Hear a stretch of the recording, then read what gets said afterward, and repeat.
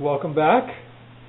It is March the 5th, 2019, and here's our inspector to join us for the unveiling. We have yet another guitar, another bass guitar. Went on a little bit of a bass binge.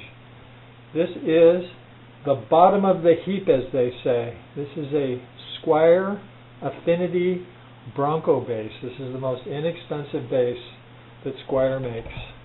And it may, in fact, may reflect that, but keep in mind that I have 4 Squier bullets, which is the bottom of the food chain for their model, and I enjoy all of them. So let's see if the Bronco bronctifies. The first thing I want to make notice of real quick is the creative work of whoever packed this guitar.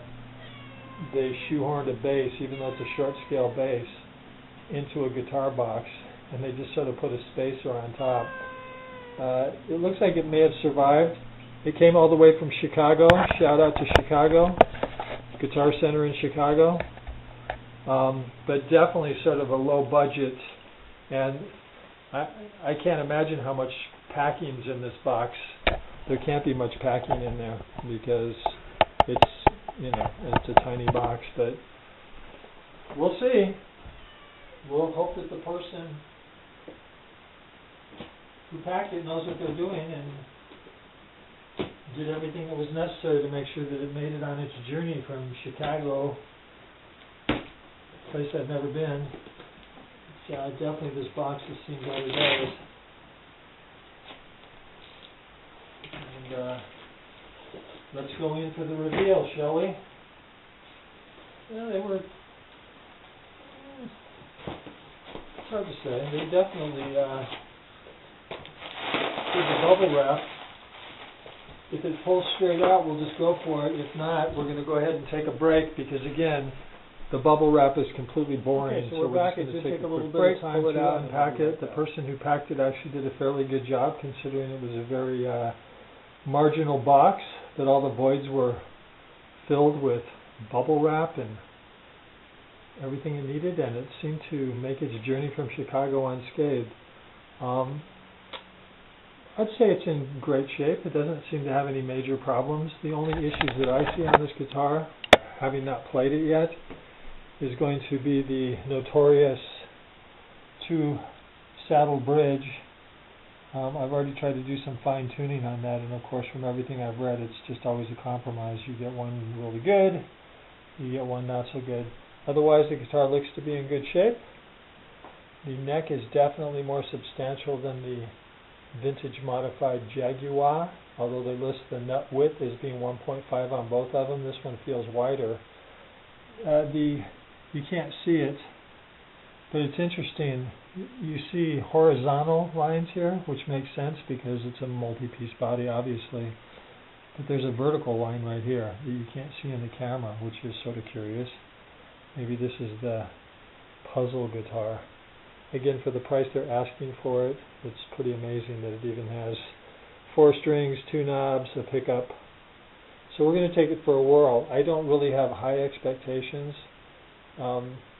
specifically because the vintage modified Jaguar, right over here, recently purchased, is a really nice guitar, and it intonates really good because it has a 4-saddle bridge, and this is the cheap of the cheap. Kitty wants to get involved. So I'm going to take it for a test drive. Like I say, my expectations are extremely low. It does feel like it had new strings put on, as promised by, I believe the manager's name was Christian, at the Chicago store. So we'll be back with impressions. Like I say, expectations rather low, but this is the cheapest bass that you can possibly get on planet Earth, I think. I mean, you can probably get a first act or a sawtooth or something, but for a Squier, this is the bottom of their barrel. But who knows? A lot of people give it actually pretty good reviews. Okay, so well, we're back for our final conclusion, and shocker of all shocks. Not only does this guitar play quite well, it actually has a very nice tone to it. And keeping in mind, I recognize that it's a beginner bass, but beginners have no idea how good they've got it. For the price, the quality, the playability, the tone, it's just really, really impressive. And I'm actually surprised. I mean, these go brand new for $149. I got it for a little more than half of that as a used guitar. The condition was rated as great.